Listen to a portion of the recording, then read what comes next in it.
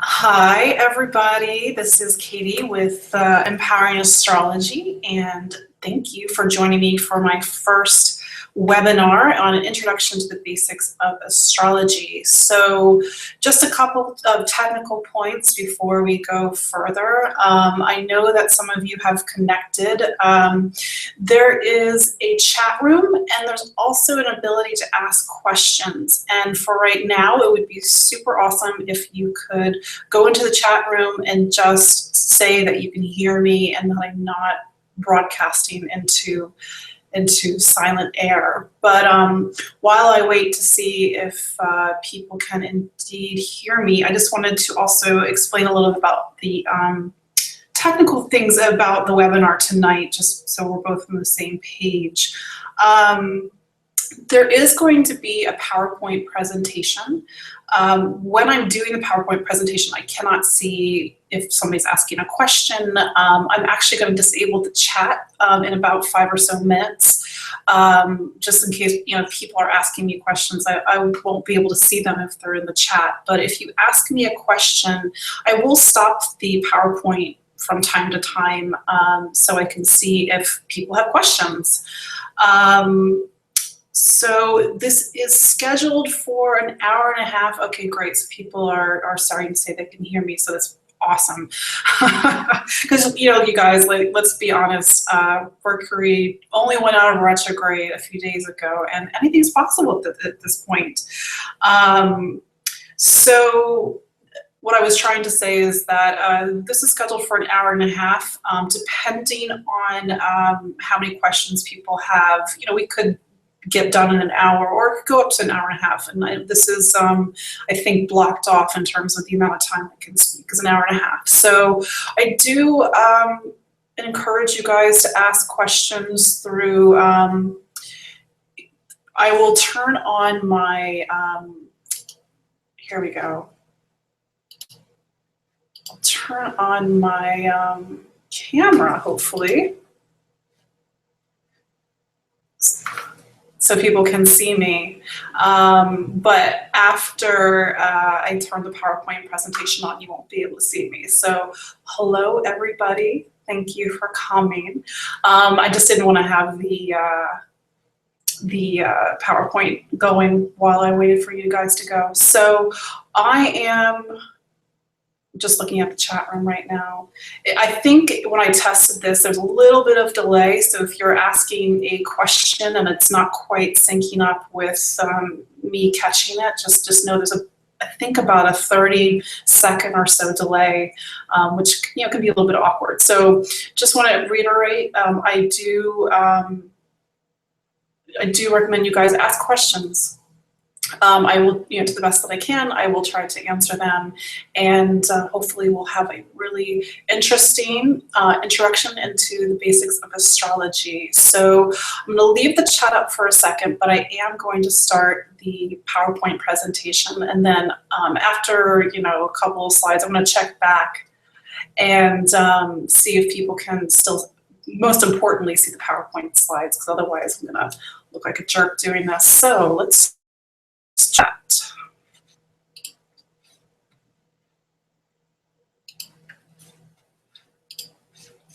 Hang on a second. So can everybody see the PowerPoint, hopefully? And I'm just going to start. So again, welcome. This is the basics of astrology. Just turn on my clock. I just wanted to explain a little bit about me. I know many, if not all of you, come to me via Facebook. Some of you may have connected to me via my website, but at this point you probably know a little bit about the type of astrology that I do. But this is being recorded, and for those who are discovering this later, hello. I just want to explain a little bit about the type of astrology that I do. The type of astrology I do is very psychologically, spiritually influenced. In fact, a lot of, I would say, modern astrology is very psychologically based. I mean, there is a renaissance within the last 10 or so years, maybe like 15 years of going back to really old astrology. I think it's wonderful that we're looking back to our roots, and I think we should all look at the roots of astrology in order to see what we can build upon those roots. So that, having said that, I just want to give people a little bit of a flavor from where I'm coming from with my astrological teaching and my astrological perspective.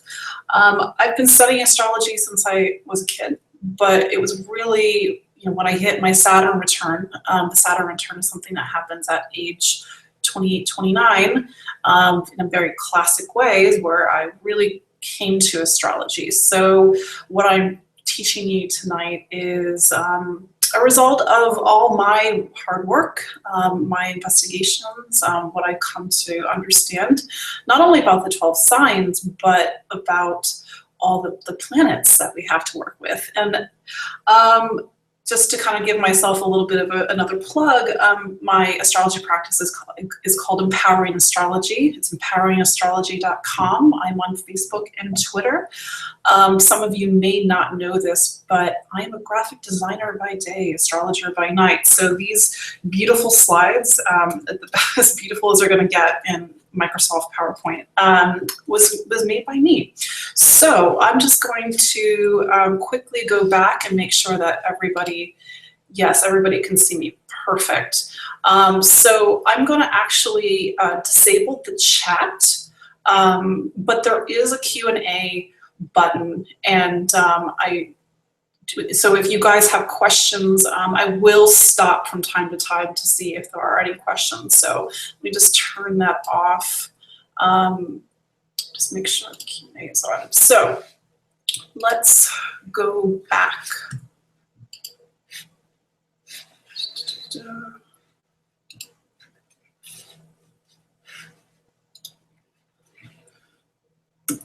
So, very important. What are our objectives and overview for the Introduction to Astrology class? Here's the thing. There's no way to learn astrology in an hour or an hour and a half. You could easily spend your whole life learning astrology. I'm a professional astrologer and I'm still learning astrology. But really what I want you all to take away from this is a sense of placement, a sense of a lay of the land, that when you either hear me talking about things on my Facebook page or my website, or you see a chart yourself, or you see the planet symbols, that they're not so mystical, so not so mystifying. And really this is kind of more of a launch pad for more classes that I hope to do in the future. So why astrology? Let me just get my notes.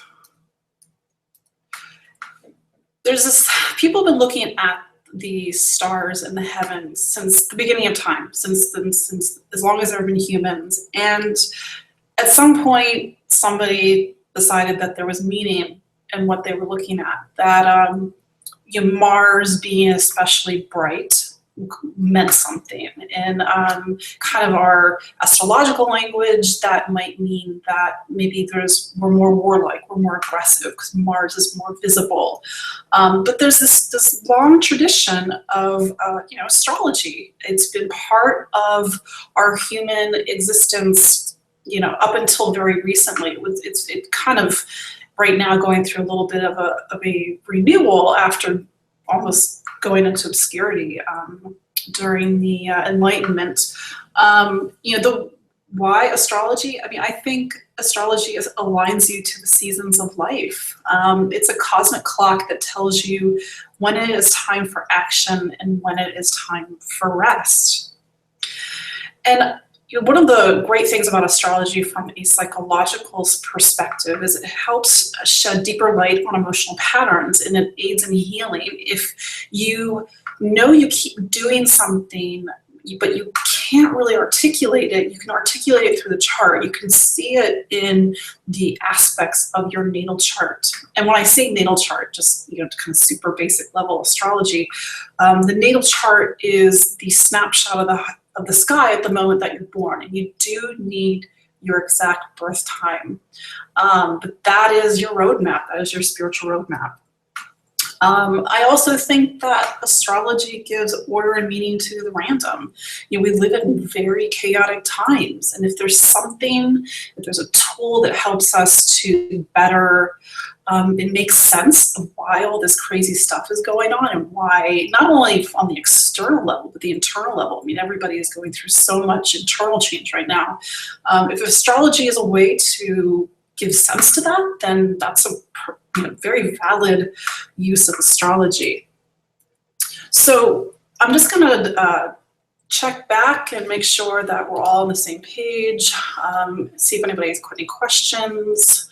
I don't see any questions so far, but do type them out as you think of them, and just in case there is a bit of a delay. Otherwise, we will keep going. So, why astrology? Let's see.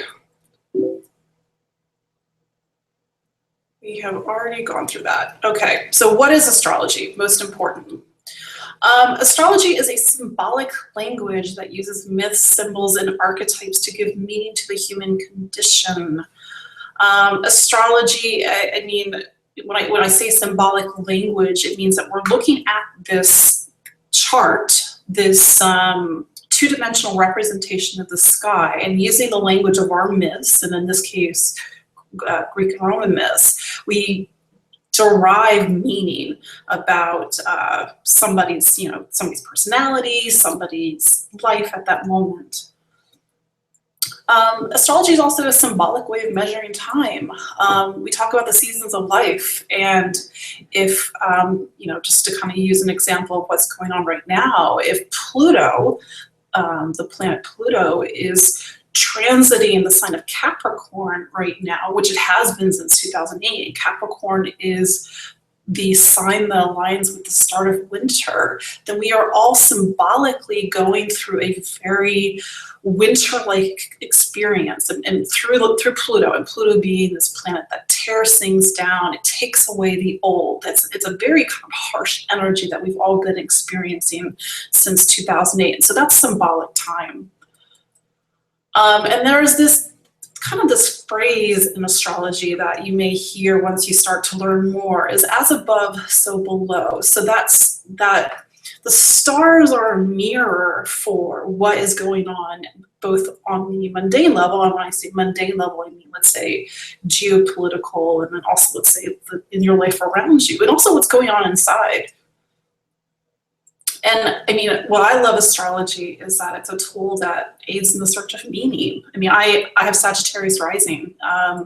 Maybe that's a new concept for you, this idea of having a rising sign. But what that means is that I'm constantly on a search for meaning.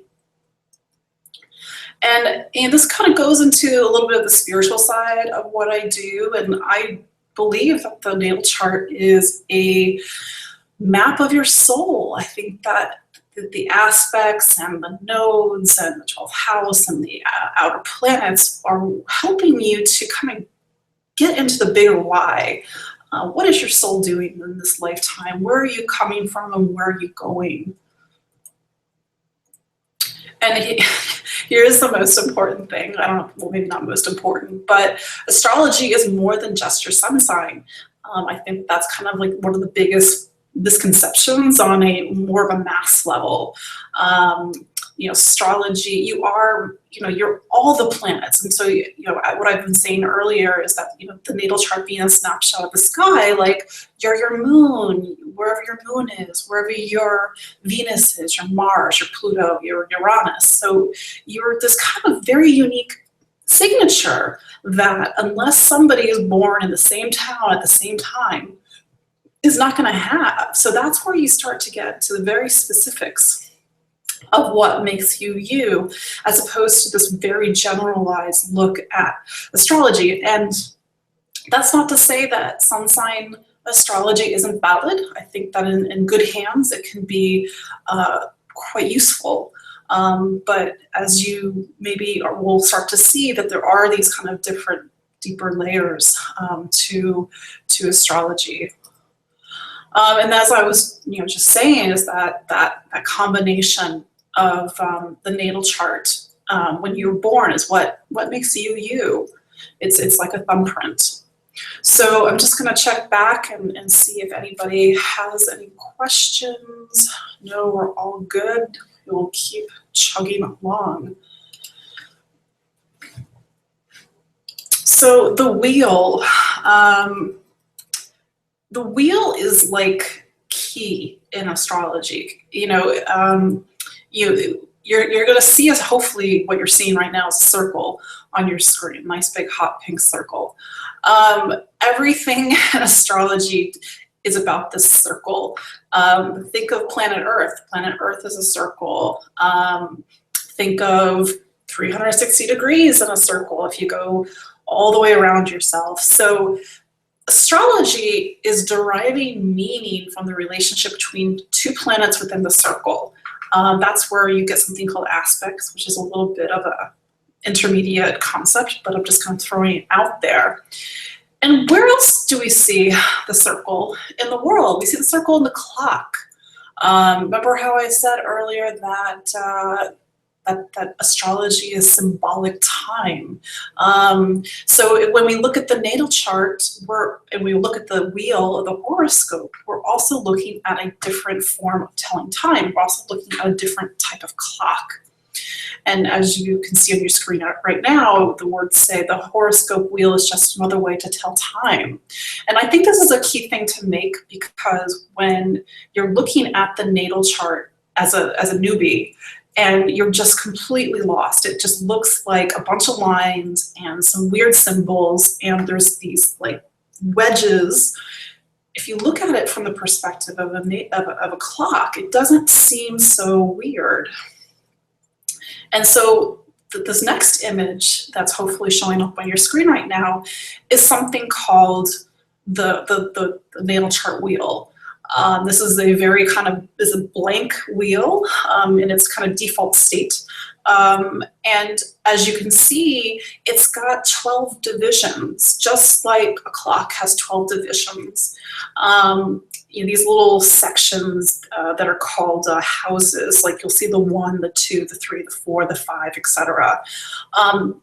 So there are 12 houses. And there are 12 signs. So each house has a sign that's associated with it on a very kind of default level. Just to kind of explain, for the sake of explaining, in case any of you are wondering, the ASC on the left side of your screen, that is short for ascendant. That is also the rising sign. You might hear people say, what's your rising sign? And then the IC on the bottom, that's Latin for, I think it's Imam Coli, bottom of it, what translates to bottom of the sky. It's like the root. The IC is what roots you into this world. At the top of the chart, the MC is also called medium coli, but it's also called the midheaven. The DSC is the descendant. It's that line that goes across from ascendant to descendant, what bisects the wheel, and two halves. That's the horizon line. That might make more sense a little bit later as we go on. Oh, here we go. So that line that goes across is the horizon. When the sun rises, this might be a little counterintuitive because it's flipped. The sun is kind of rising in the left side of the natal chart and then setting in the right side. So the top half of the natal chart, if you have planets up there, that's what you can see. It's what's visible. It's daytime. If you have planets, the bottom half of the chart, which would be below the horizon, is what you can't see. So if you were born during the daytime, your sun will be above the horizon. If you're born during the night, the sun will be below the horizon. It will be below in the bottom half of the chart. And then the planets rotate counterclockwise. Again, this might, just kind of saying this for the sake of saying it. Some of this might be really new to you all. Some of you actually may know a little bit about astrology, and maybe you're just super jazzed to do a free astrology webinar. That's cool. So here, I just wanted to kind of give you another sense of orientation. The first sign of the zodiac is Aries, and Aries associates with the start of spring in the northern hemisphere. So we've got spring on the left. On the bottom, we've got summer. The first sign of summer is Cancer. Fall is Libra, and then winter is Capricorn. So I just want to double check and make sure nobody has any questions. Looks like we're good. Now, I'm just going to go through the 12 signs and houses right now, and it might be a lot to digest, but again, this is just to give you the lay of the land. So just to define what the zodiac is, because that's a word that maybe you've heard bandied about. The zodiac is a band of 12 constellations that fall along the ecliptic. The ecliptic is the path that the Earth takes around the sun. So, if you kind of imagine this invisible line going around the Earth, and these are the planets, not planets, the constellations that have been falling along this line for, time immemorial. And it's not as neat and tidy as having one sign. I mean, obviously Pisces and Aries are next to each other. They kind of occupy wider, different bits of path of the sky, but this is an important point to make. The natal chart is not quite as literal. Like if you were to look up into the sky and compare at the same time as you're looking at a natal chart, maybe for that exact moment, it wouldn't look, obviously it wouldn't look the same, but the way that things are divided in astrology tends to be a little bit more symbolic. Hopefully that makes sense. So when we say like the sun, so right now the sun's in Scorpio. The fact the sun went into Scorpio on, I think it was Thursday, Friday. I don't have a calendar in front of me. When the sun is in a sign, if it's in Scorpio, it is kind of seemingly going through that part of the sky where that constellation is falling along the ecliptic. And the sun will approximately spend about 30 days in each of the 12 signs of the zodiac. So right now it is Scorpio season. Happy birthday, Scorpios. So 360 degrees in the circle, 12 signs in the zodiac. There's 30 degrees per zodiac sign. And this thing about degrees is really key. And it's math, guys. Sorry. There's some light math going on in astrology. But this idea of it's geometry. If there's 360 degrees in the circle, and there's 12 signs, then each sign of the zodiac is going to occupy 30 degrees. So if you've been following me on Facebook, sometimes I will say, oh, there was a full moon at 14 Taurus. Well, what does 14 Taurus mean? Well, it means the full moon is occurring, or rather the moon is at the 14 degrees of Taurus, and then the sun is at the opposite. It's at 14 degrees of Scorpio, because full moons are about the moon being the opposite side of the sun, and new moons would be that the sun and the moon are in the same sign and at the same degree. So what are the 12 houses? We did touch on that a little bit when I was showing you the wheel. Again, the houses are like different hours of the day. So, the first house, for instance, is birth, and you're going to progress throughout the 12 signs. So if the first house is birth, and then you go into the second house, which is about the body, it's physicality. The third house, you start moving. The fourth house, you have family, and you know, going on. And like, so there's a house where you get married. There's a house where you experience partnership. There's a house where you experience family. And so just as there's an hour, like in a clock, to have dinner, and there's an hour to sleep, each of the different astrology houses, or the houses in the natal chart, tell us when it's time to do something. And each house corresponds to a zodiac sign.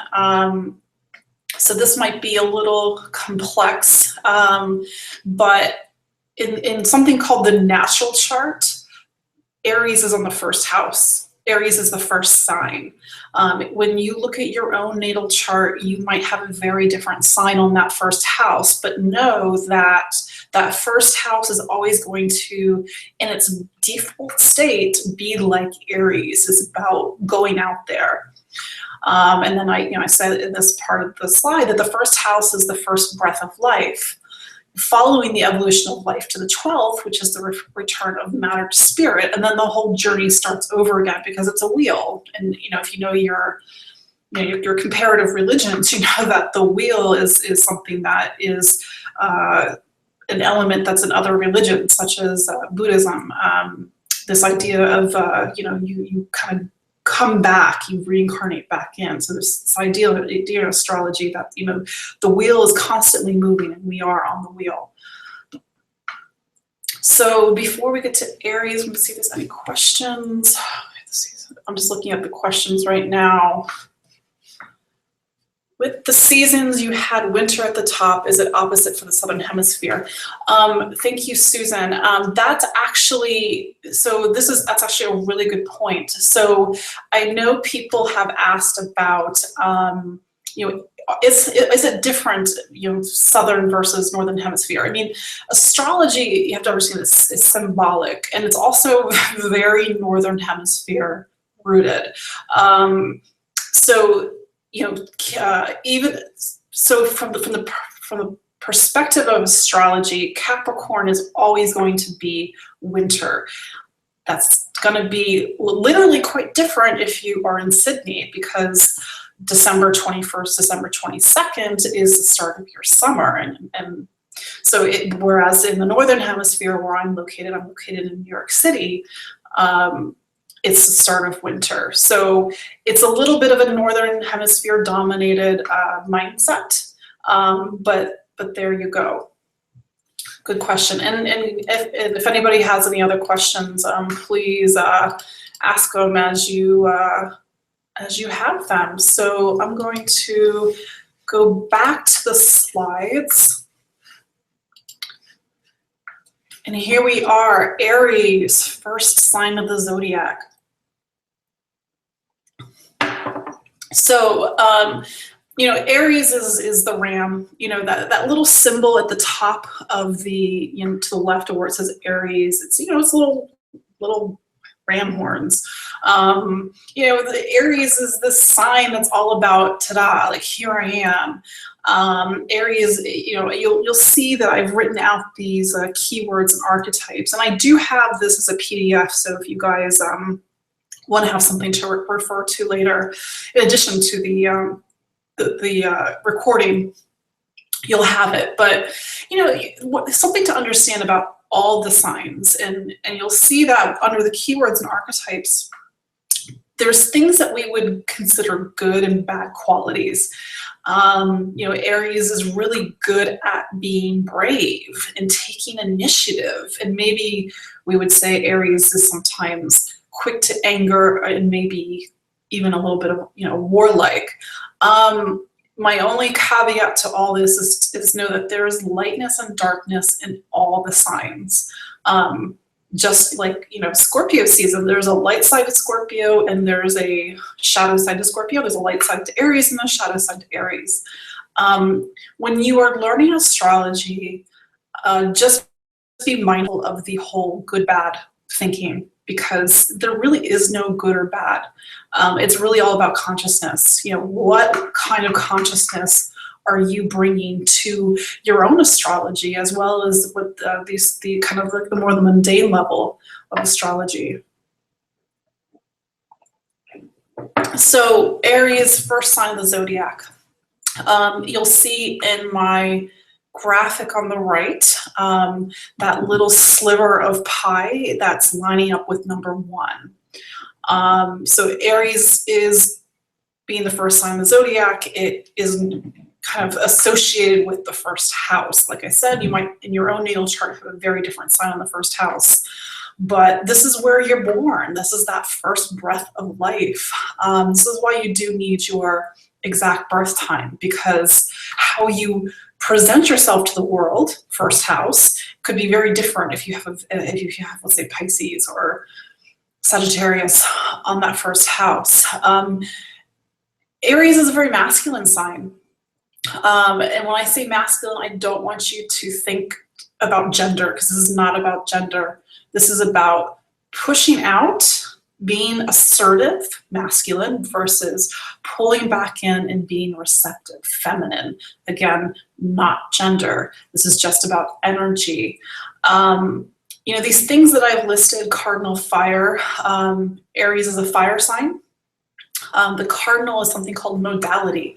When you see cardinal in astrology, it means that it aligns with the start of the seasons. And then in the case of Aries, Aries coincides with the start of spring in the northern hemisphere. Aries is Mars ruled. Each planet has a planet that each sign has a planet that is associated with it. So Aries is ruled by Mars. Right now, as I record this, Mars is in Capricorn. So, you know, there's a sense of relationship right now going on between Capricorn and Aries, because Aries is ruled by Mars. See if there's any questions. Why is Aries the first house and not the other signs? That's a question by Stephanie. That is a good question. And this might be an answer that you don't like. Why is Aries first? My kind of my snarky answer was like, of course Aries is the first. It's always first. But so this is actually the science behind this. And this is going to get a little technical, so hopefully I don't lose any of you guys. When we have the first day of spring in the northern hemisphere, when the sun rises, and Aries it's an equinox, meaning that there's equal day and equal night on an equinox. The sun is rising in the sign of Aries. Now, here's the technical bit. We have something called precession of the equinoxes. Again, this is technical. The Earth is tilted on its axis, and when it rotates like at a wobble. So 2,000 years ago, when somebody, probably in Babylon or Egypt or Sumeria, came up with this idea of the horoscope wheel, and Aries being the first sign, Aries was the sign that rose, that the sun was rising in at the start of the spring equinox. You may have heard of something called the Age of Aquarius. Well, this was the Age of Aries 2,000 years ago. This is something having to do with something called the Great Ages. The Great Ages last about 2,000 years. Fast forward a little bit, because of something called precession, and things kind of moving around. That's not a very scientific way of putting it, but trying to break it down. But there was a time when Pisces was the sign that the constellation that was on the ecliptic where the sun rose at the start of spring. So we were in the age of Pisces, and depending on who you ask, we may or may not still be in the age of Pisces. Where the sun rises now at the start of the spring equinox in the northern hemisphere is getting awfully close to the sign of Aquarius, which would make us the age of Aquarius. But because this is called tropical Western astrology, it's a symbolic system that's fixed. So Aries is always on the first. That's why, and this happened a couple of years ago, there was that whole fiasco about Ophiuchus and the 13th sign, and how Aries is no longer Aries, Aries is Pisces. Well, here's the thing. One, astrologers know that. Astrologers know about precession of the equinoxes. We've known this for 2,000 years since Ptolemy. In Western astrology, it doesn't account for the drift. Vedic or Indian astrology does. If you go to an Indian astrologer and you are an Aries, if you are born in, let's say, the first 15 days of Aries, you are a Pisces in the Indian system, which I know it's kind of crazy. But anyway, so that's in a very roundabout way why Aries is always first. Let's see, there's another question. Lindsay asks, could you please elaborate a bit on the cardinals? Good question, Lindsay.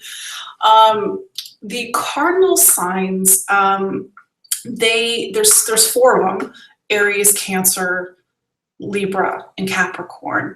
The cardinal signs are the signs that align with the start of a season. So if Aries aligns with the start of the equinox, spring equinox in the Northern Hemisphere, then Cancer is the summer solstice. Cardinal, you think cardinal directions, 4 points, like the compass. Libra is the start of the fall equinox. Capricorn is the start of the winter solstice in the Northern Hemisphere. So cardinals are about initiation. They're about starting something, and they kind of give you a good visual. If you think of Aries, now here we are, we've got the slide up for Aries.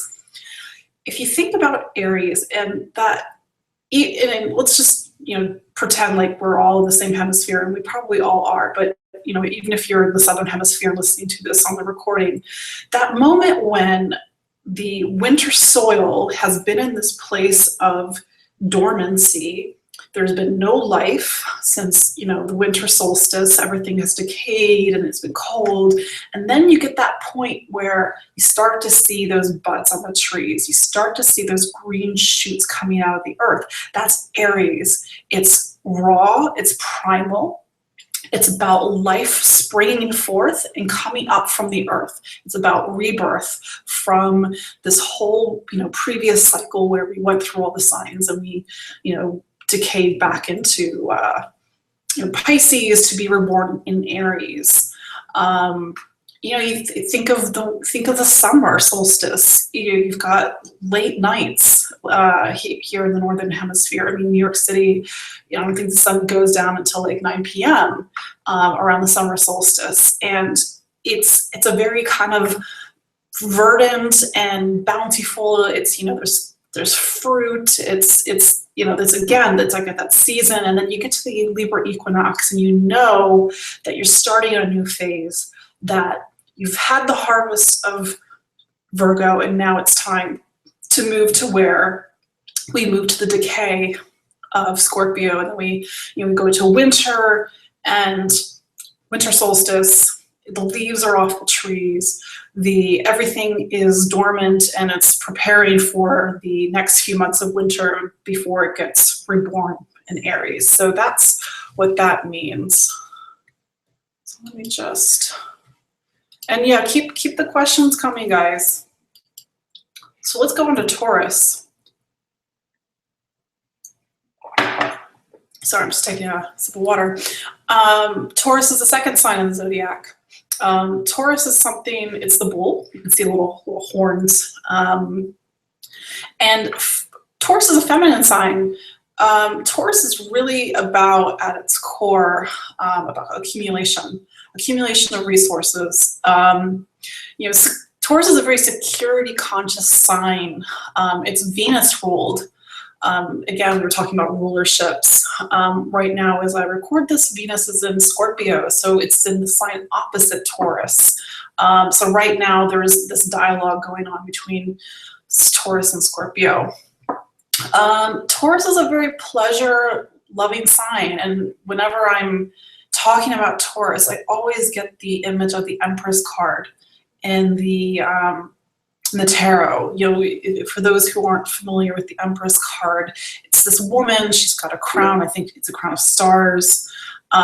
She's got this pregnant belly, and she's surrounded by flowers, and that's Taurus. And if you think about green shoots, buds on the trees with Aries and Taurus, these buds have bloomed into flowers. You see the world very fertile, and it's ready to kind of bring you the bounty of the physical world. Taurus is the first earth sign. I think I failed to mention that Aries is the first fire sign. There are 4 elements: fire, earth, air, and water. So Taurus, again, pleasure. I always make this joke that they should rename the show Hoarders when Taurus goes bad. And no offense to any Tauruses out there, you know, maybe I'm having a little joke because I'm Scorpio and you're my opposite sign, but Taurus does like to hold on to things. And that's a great trait if you need to build up wealth and security. But sometimes, and this is where the kind of the Taurus Scorpio polarity comes in, you have to let things go at some point. Taurus is a very sensual sign. I mean, it's ruled by Venus. It's all about the taste and the feeling. It's a sexy sign. Gemini.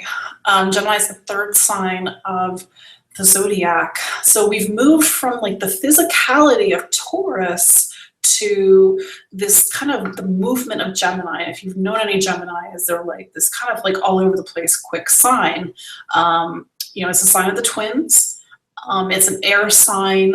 It's a mutable sign, which means the mutable means that we are preparing for the new season. So we've got cardinal, we've got fixed. So Taurus is a fixed sign. So you think of like the energy being, you know, starting in a cardinal sign. It takes shape in the fixed signs, and then it kind of just starts to disperse in the mutable signs so that it can go into the next season, into the next cardinal sign. Gemini is a sign that is all about the 5 senses, about thinking, about writing, about communication. Gemini needs a constant line of communication. So we think of kind of this, you know, how Taurus was a feminine sign. You know, it accumulates, it like brings in. Gemini is a masculine sign. It disseminates. It's like I got ideas and I have to say them. If you know somebody who has a strong Gemini in their chart, you know they like to talk a lot. You know, Gemini also talks about siblings, and because you know it's a sign of the twins.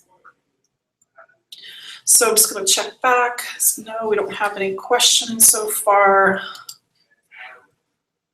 So let's go to Cancer, the 4th sign of the zodiac. It is, again, a cardinal sign, but this time it's a water sign. It's the first water sign. You may have heard me say earlier about the bottom of the chart. There's something called the IC, the letter I, the letter C. It is our root. It's what connects us to this earth. And, you know, in many ways, family is what connects us to this world. If we, you know, in family in the broadest sense of ways, because I know that sometimes we have family of origin issues, shall we say. But this idea of clan, this idea of there's somebody to take care of and nurture us. Cancer is the sign that effortlessly wants to make emotional connections. It wants to create a sense of belonging and kinship. It's a very nostalgic sign. It's a sign that always is like looking backwards towards the past. It's a very kind of emotionally driven sign. And I've kind of been skipping over a lot of the keywords, but they're there for you to look at as we go through. Leo, 5th sign of the zodiac, and as I record this, the planet Jupiter is there right now. And just kind of a quick aside, when I say a planet is there, like because all the planets are moving right now. You know how I said that the sun is in Scorpio right now. Well, they're the other planets are in other signs. They're all having their own dance right now. So Leo is the 5th sign of the zodiac. It is the 2nd fire sign after Aries.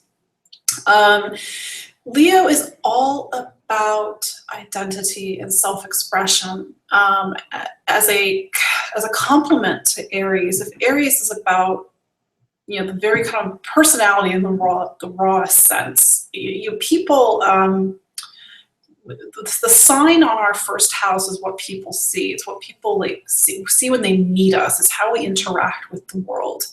And when we get to the fifth house, we get to Leo. I think it gets a little bit more complicated because that's where you start to get a stronger sense of self. Leo is a very kind of joyful sign. It's a very childlike sign. It's ruled by the sun. I always think of the sun card in the tarot when I think of Leo. That card in the tarot deck has a kind of a cherub, a naked cherub sitting on the back of a horse, and he's got his arms outstretched, and he's a happy little cherub. But that's that kind of Leo energy. And if you think of little kids, before they really kind of sense of the world outside of them, when they're just doing their thing, they're just so happy. So that's that Leo energy. It's here I am. It's what I have to express. It's ego in the best sense of the word, not the kind of the shadowy ego word. It's identity, it's pride. We always think about Leo, and when we learn astrology, we think of like the artist and somebody who wants to be in the spotlight. True, Leo definitely does breed a lot of very expressive and creative and dramatic people.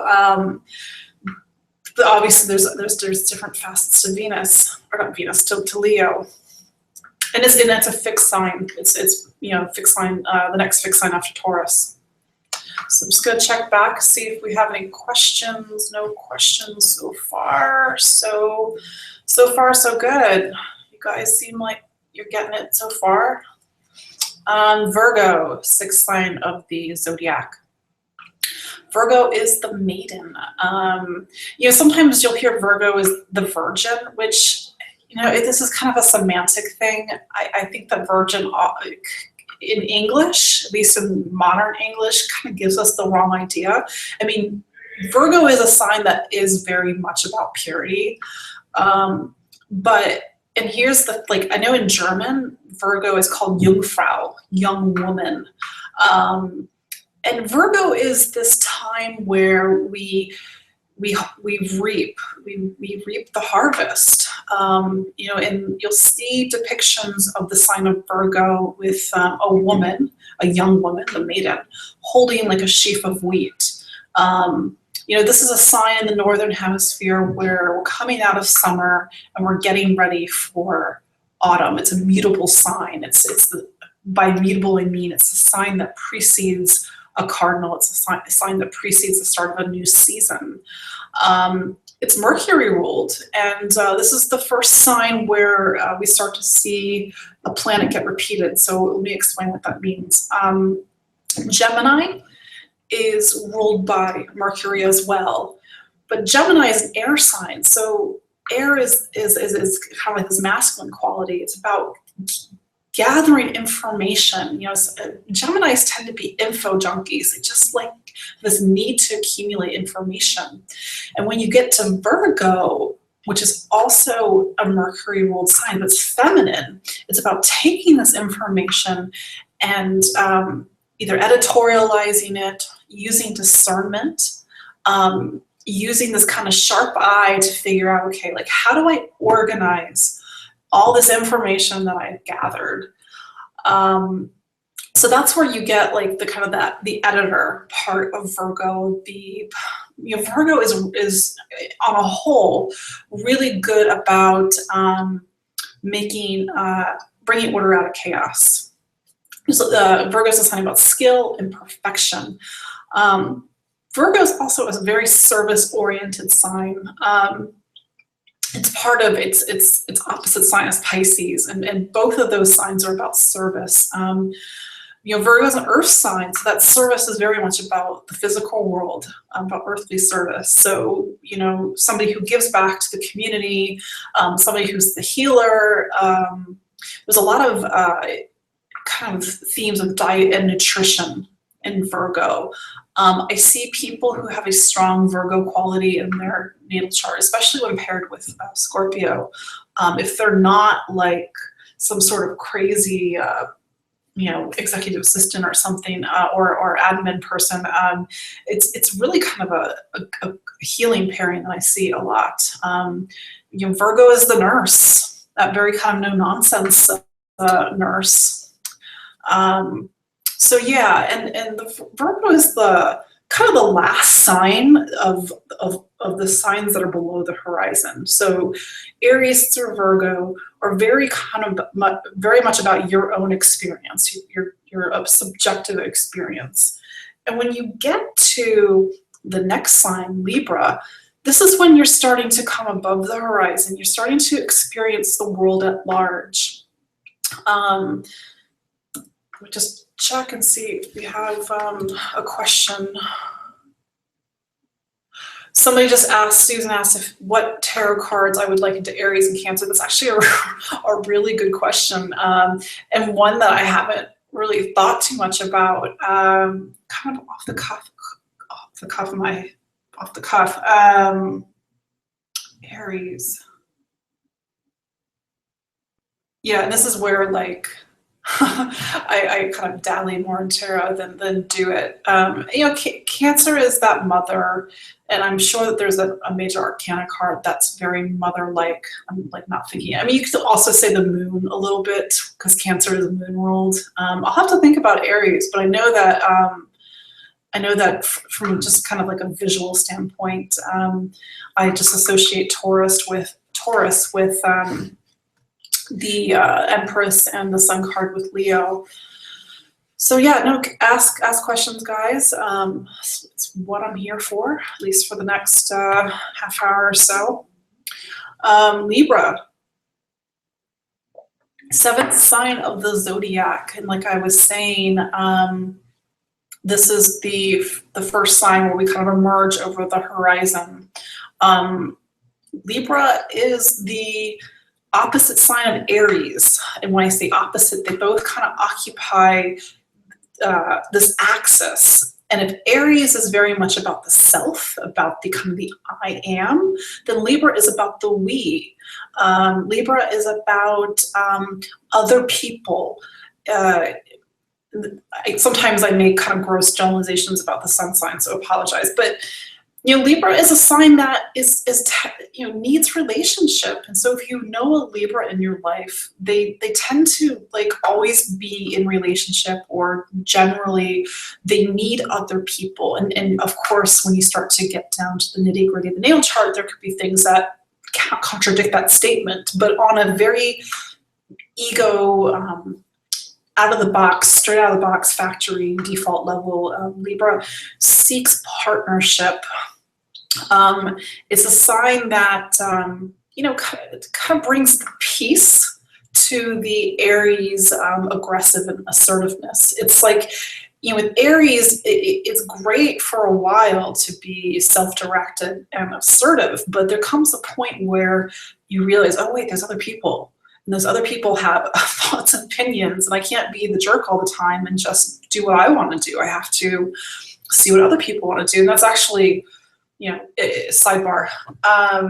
The nodes, the transiting nodes are now in the north nodes in Libra and the south nodes in Aries. And this might be a little bit of an advanced concept for you guys, but I'm just kind of saying it for the sake of saying it for the tape. But the north node means that it's our collective dharma to move towards Libra, to experience partnership and harmony and balance. And it's our karma is Aries right now, and we've been seeing a lot of war stuff ever since the start of 2014, when the south node went into Aries. But so Libra is Venus ruled. It's the other Venus ruled sign after Taurus. But this is a masculine Venus, so this idea of going out and experiencing partnership. Libra loves beauty. It's a very charming, graceful sign. There can be, like, if we're talking about the light and the dark of the sign, Libra can be a little bit about the surface. She can be about what's on the outside, what's on the mask, making things pretty. And then that's what takes us to the next sign, Scorpio. So I'm just going to check to see Any questions? Lisa asked, what does it mean to be mutable or fixed? Good question. So there are something called 3 modalities: cardinal, fixed, and mutable. This is probably like a new concept for many of you. So there are cardinal signs, there are fixed signs, and there are mutable signs. As I was saying earlier, the cardinal signs align with the start of the seasons. The fixed signs are the signs that kind of are in between the seasons, and the mutable signs are the ones that take us out of the season and prepare us for the new. Fixed signs, so if cardinal signs are about initiating something, so if you have a lot of cardinal energy in your chart, you're really good at getting things started.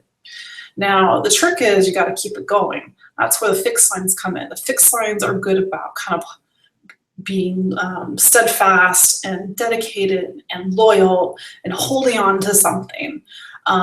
Somebody who's got a fixed sign, for better or for the worse, they're gonna keep doing it. It might be harder for them to, let's say, adopt a new pattern. Now, if you get to the mutable signs, that's where you get some more flexibility, for better or for worse. Gemini, Virgo, Sag, and Pisces are mutable signs. And so there's some wiggle room in those signs. There's a sense of like, wait a second, like let's try new things. So hopefully that answers your question, Lisa. So now that we are here, like I said, it's the sun's in Scorpio as I record this. Scorpio is the 8th sign of the Zodiac.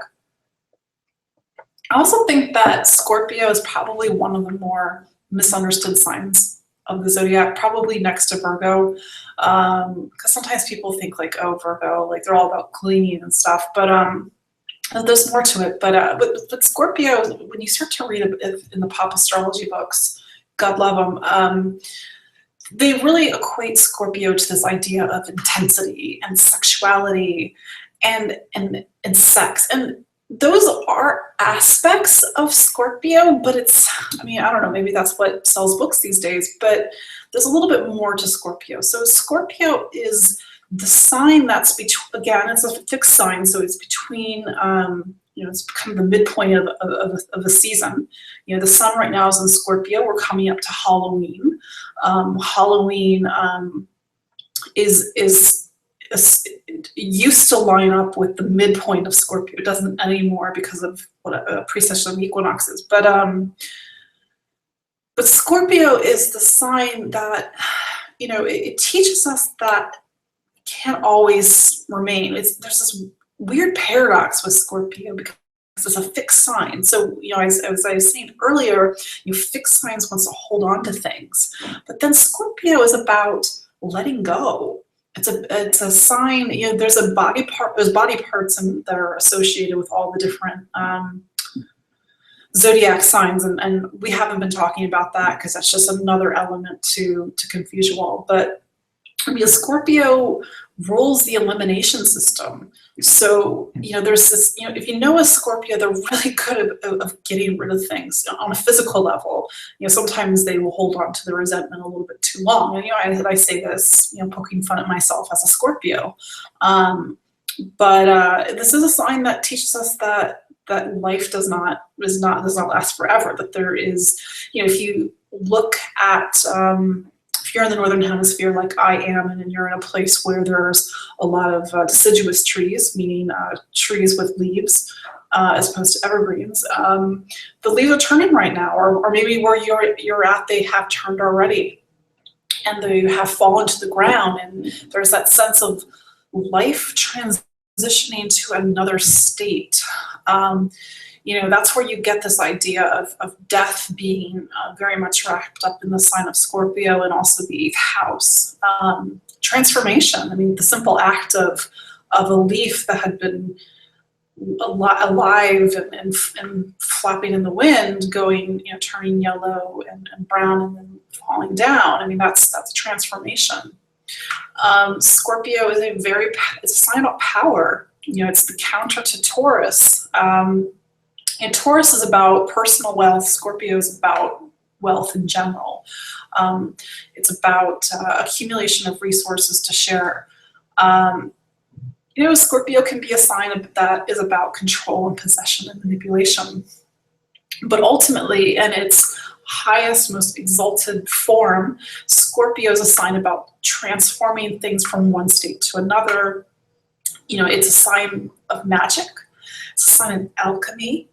So, I say to my clients who have a really strong Scorpio, they need to learn to use that energy in the most conscious way possible, because Scorpio on its most default level is to destroy.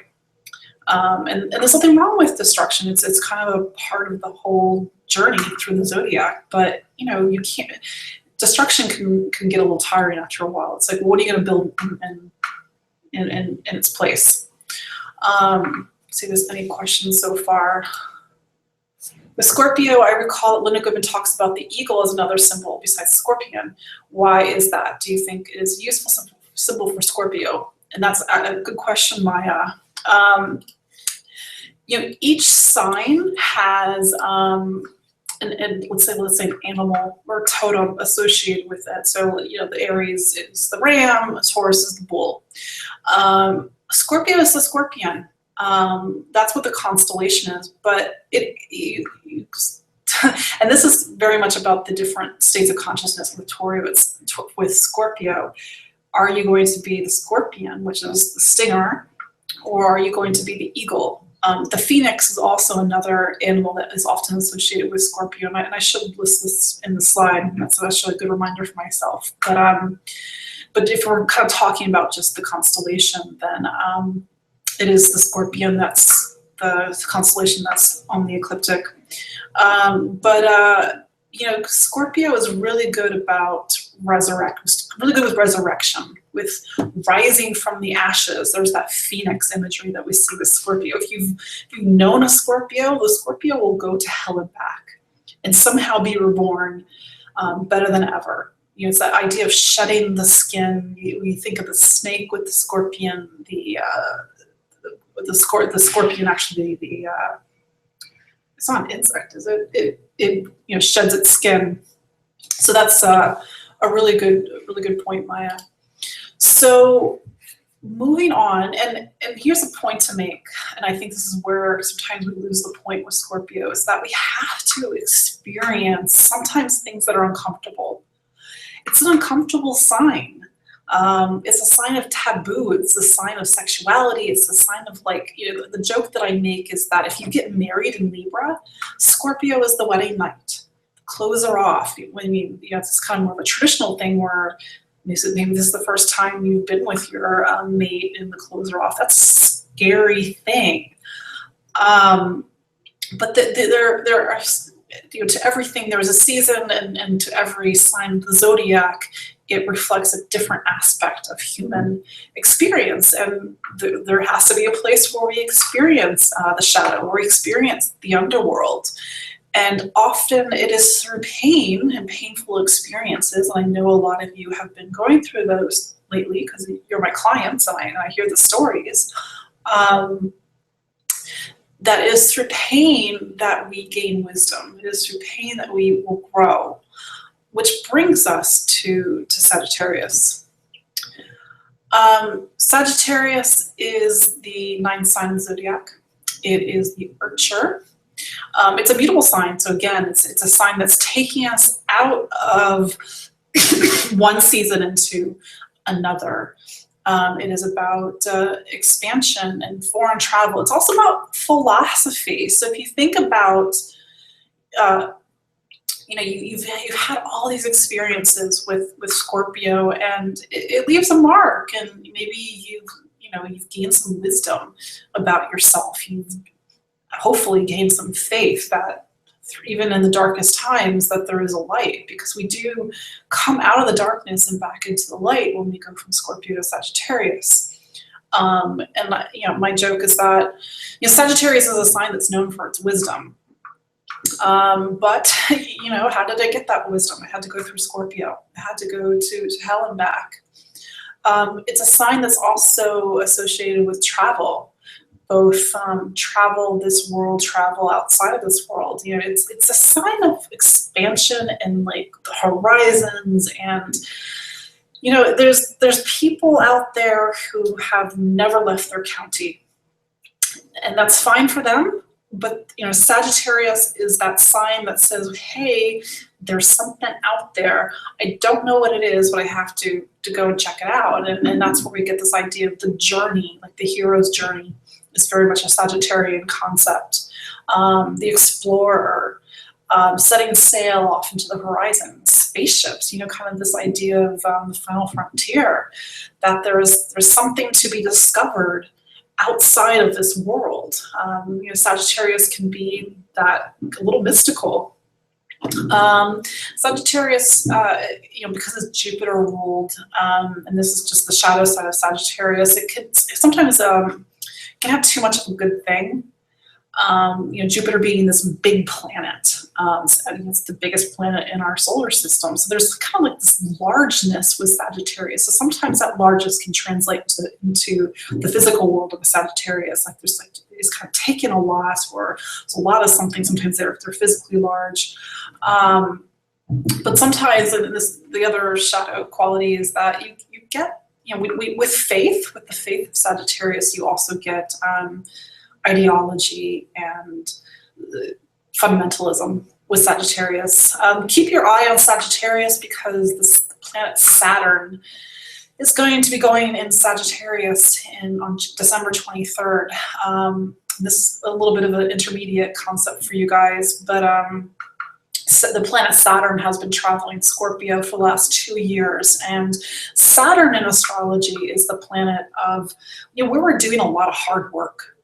And we're going from Scorpio, thank the Lord, to Sagittarius. So I'm wondering if the next few years are going to bring kind of a referendum on, you know, I know some of you are younger, you know, and if you're in the United States, higher education costs have just gotten really out of control.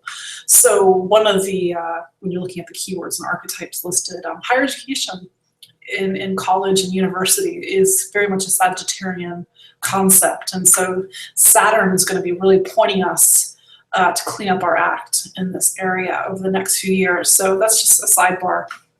I have a Gemini moon, so I can talk really easily when I want to. I'm just going to check in, see if there's any questions. No questions so far. Now we move to Capricorn. Capricorn is the 10th sign of the Zodiac. If you are looking at this wheel on the right, as we've been moving through the signs, you'll notice that we're at the top. We're at the top of the wheel. Capricorn is the sign of the goat.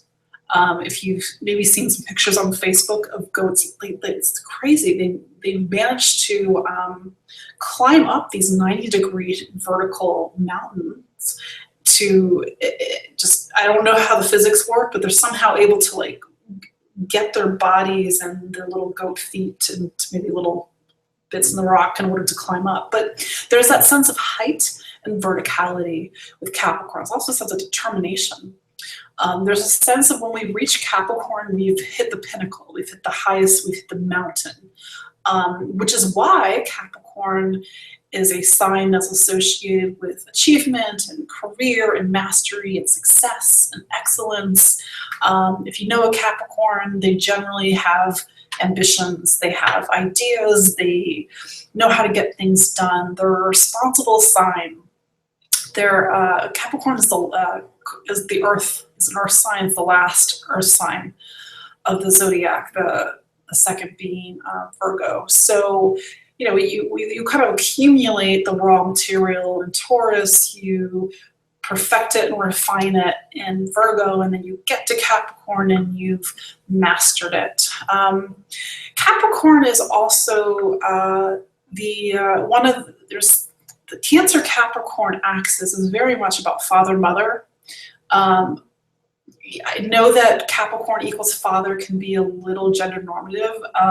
It can be argued that Capricorn can be a feminine, you know, like your mother or mothers, but the one that's kind of the more dominant one, because Cancer is where we seek nurturing. But it's the sign that kind of pushes us to reach higher, to go up the ladder. It's a sign of vision. It's got big vision, Capricorn. See if there's any questions so far. No questions. So let me just move on, since we're kind of getting out of time, and I want to make sure that you guys can ask questions if you'd like to. But just go back to Capricorn real quickly. Capricorn is the last cardinal sign. As I mentioned earlier, it's a sign that is lines up with the winter solstice in the northern hemisphere. It's Saturn ruled. Saturn is, when you start to get to pretty much, I would say Sagittarius too, but like it's really at Capricorn rather, where you start to get into these bigger abstract concepts. If Aries is all about the self, you get to Cancer, it's about family. In Libra, it's about relationships. It's these very personal concepts. It involves people, if not like just yourself. But when you get to Capricorn, it's this more of this kind of abstract sign. It's about government, and it's about like authority. We kind of Sagittarius is also a little bit of a sign that is a little bit about the transpersonal experience, but I think it's really in the last 3 signs of the zodiac where we're dealing with these kind of bigger, more complex concepts. So Capricorn is Saturn ruled, and so is Aquarius. I should mention something very quickly about rulerships. I could teach a whole class on rulership, so I am obviously not doing this justice, but just to kind of say it for the sake of saying it. Each planet has each sign has a ruler, and rulerships are really how astrology works. It's how it goes, and so that's, if you learn rulerships, that's gonna like take you out of the I'm a student of astrology to the like I actually can follow along and like see how this thing is moving. Rulerships are about how energy gets transmitted from a sign. So the example I gave at the beginning of the class is that Mars is in Capricorn right now. Mars has been traveling Capricorn since this weekend, I think it was the 26th of October. But it will eventually leave Capricorn. But right now, the energy of Mars in Capricorn is being kind of transmitted to wherever Saturn is, because Saturn is ruled, Capricorn is ruled by Saturn, and Saturn's in Scorpio. So there's this relationship that's happening, this energetic relationship that's happening between Capricorn and Scorpio right now, because Mars is in Capricorn, and Scorpio is ruled by Mars, and Saturn's in Scorpio right now. And I should also mention that I use something called traditional rulers. Again, I could do a whole talk in traditional versus modern rulers, but I'm just kind of saying this so that it goes into your brain, and it's not the first time you've ever heard of it.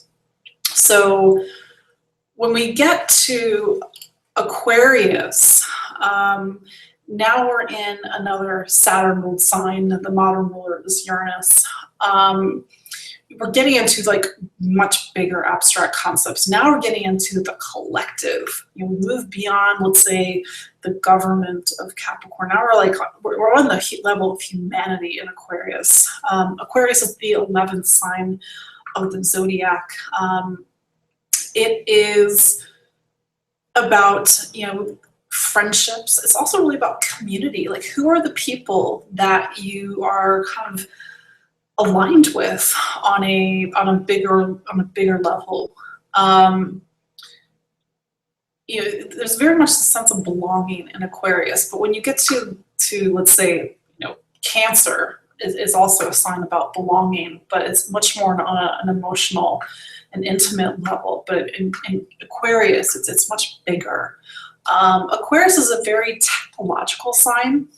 If you know an Aquarius or have a lot of Aquarian energy in your chart, you generally, again, a gross generalization, you tend to be very kind of analytical, very scientific, very much familiar or comfortable rather with technology. It's a very intellectual sign. It's one of those, Aquarius and let's say Virgo and some other things. It's like when you start to see intellect, and like people who are really, really smart will have a very strong Aquarius or maybe even a strong Virgo. Aquarius has an altitude to it. You're able to kind of like see things from above. You're able to get the big picture in Aquarius. And from that perspective, that's where you get these big ideas, these very forward-thinking, futuristic ideas in Aquarius. Aquarius sees ahead of the curve.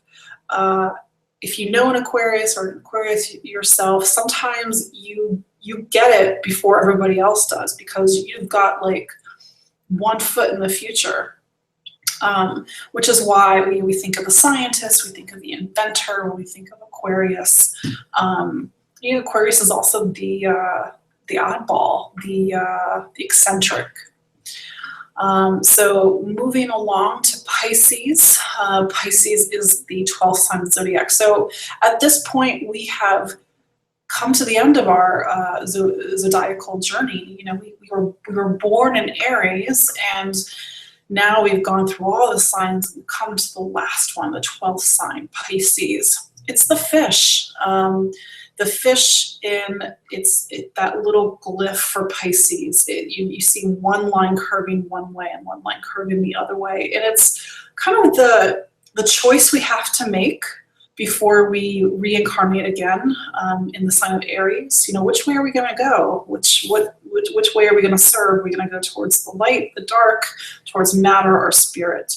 Pisces is a very mystical sign. It's very intuitive. It's the last water sign. The water signs being Cancer, Scorpio, and Pisces. It's a sign that's so transpersonal that those who have strong Pisces in your chart, and I have a tendency to attract clients who have strong Pisces, strong 12th house, strong Neptune. You're kind of this world, but not of this world at the same time. And it can be hard because you don't understand how you fit with the rest of the world. Because you are so connected to something beyond this world. And on the highest, most exalted way of using the Pisces energy, you are a conduit for unconditional love. On the lower side, there is this kind of, what's the word I'm looking for? There can be like a sadness or like an existential angst. And so all you know is that you need to get out of this world, and that's where sometimes you can get the addiction problems you sometimes see in people who have strong Pisces, strong 12th house, or strong Neptune.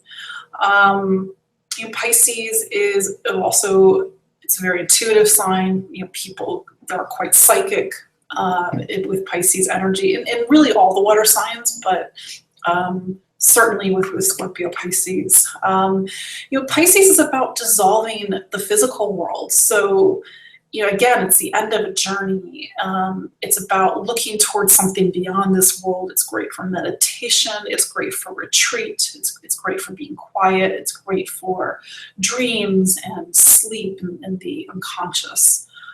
So that's it. And Pisces is also a very artistic and mystical sign, very musical sign too. So that said, let's just check and see. No questions so far. I'm going to quickly go through the planets because I know that we are, I think we have about 10 more minutes. So if you have questions, definitely ask them because we're kind of getting towards the end.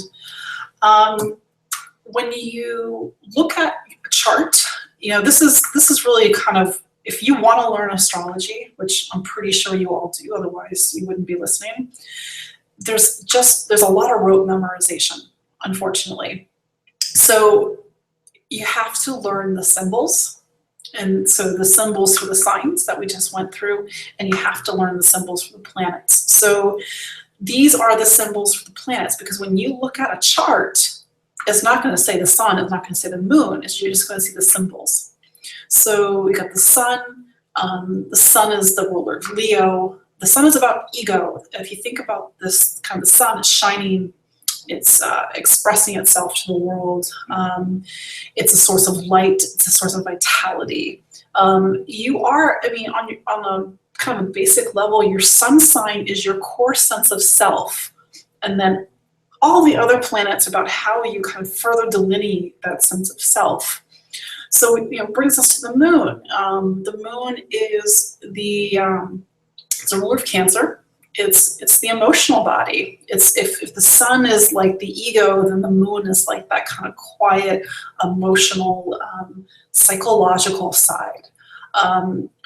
Your moon in your natal chart is your needs. It's how you take care of yourself. If you are unhappy, feed your moon. Find the moon in your natal chart. See what sign it's in. And if you got the moon in Gemini, then you need to feed that moon with lots of words and information and stimuli. Mercury. Mercury is your communication planet. Wherever Mercury is in your natal chart is going to tell you how you speak, how you think, how you move. It's the ruler of Gemini and Virgo. Mercury's basically its function is to transmit information, but on the kind of Virgo side of thing, that's where you get the discernment and the organization.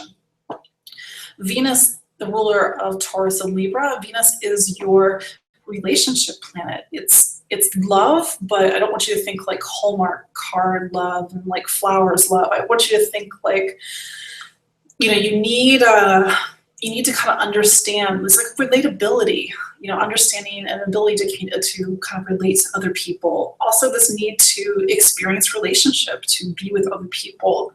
And Venus is a sign of pleasure and beauty, and she is the peacemaker. Absolutely.